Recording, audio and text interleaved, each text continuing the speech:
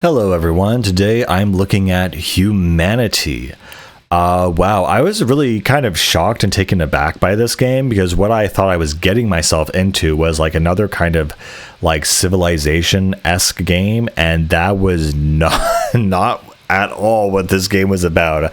I thought it was that game Civilization or Humankind or something, but no, Humanity is a very cool kind of puzzle game where essentially you play this glowing dog that has to lead all of these people to their destiny. And in this case, it's this giant golden light. You have these other so you have all the humans who basically have to go into the golden light, and by doing so, they're able to essentially beat the level. What's interesting though about it is that there are also optional objectives, so you can have other things like the Goldies, which are these special beings that if you get them in there, they'll be able to essentially give you extra points, and when you get those extra Goldie points, you unlock certain cosmetics and things like that.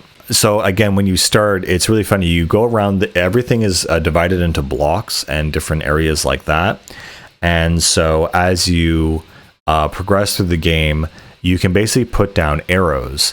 And so some of these arrows allow you essentially to just aim the direction to which people are going, but you can only put it on that one block. So you have to be careful how you maneuver around each area. And then as you go on, you get more and more upgrades. So you get things like the jump ability, the leap ability, the low gravity ability. And so each one of these things will start affecting the mass of humans that you have at your disposal.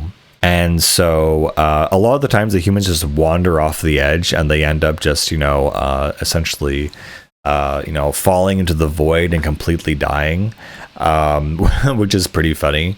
And in fact, you get an achievement after you've killed 10,000 people. But for the most part, it's just trying to figure out how to, create this environment that allows them to essentially succeed. The other cool thing too is that as the little light dog thing, you are able to double tap A to ride along the stream of people, so that will allow you to do certain things that to travel to certain areas that you're trying to get to. And of course then it gets very much complicated. This is a classic puzzle game. It gets very complicated where it'll add more goldies or add multiple end zones that you have to get all the humans into, and then you'll come across these levels where they essentially have to take on a boss, and that involves the same thing basically. So you get the humans though to topple these giant boulders and essentially create this scenario in which to progress along the right path and also get all the things that you need to get. Of course, the Goldies are a one-time guy, so what usually happens is they fall down and die, and so then you'd have to restart the whole level. The other thing I really have to praise about this game is actually the music. The music in this game is really, really, really well done. It also gave me kind of like a weird, like not a mental block, but a weird kind of, I don't know how to describe it. Like, it's very schizophrenic sounding music, if that's even a word. It sounds really, really, really interesting.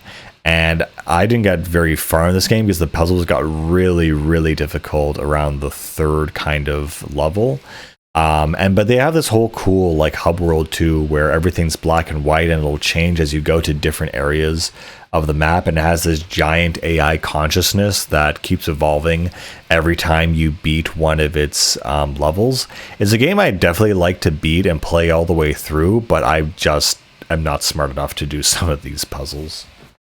What I also like too is about if you get farther enough with the Goldie points, you can transform the humans, give them different 70s style, winter clothes, whatever, and then at a certain point you just turn them into like abstract shapes like blobs and triangles, and it's just it gets more and more abstract than it already is.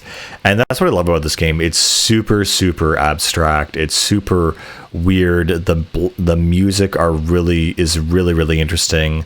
And the gameplay just goes really hard. Like, they introduce movable blocks barriers. There was one puzzle where I was stuck on it for maybe 20 to 30 minutes, and I realized, okay, if I can't figure this out, then I'm quitting the game. And I just was able to figure it out. But after that, I was so kind of burnt out. I was like, okay, cool, whatever.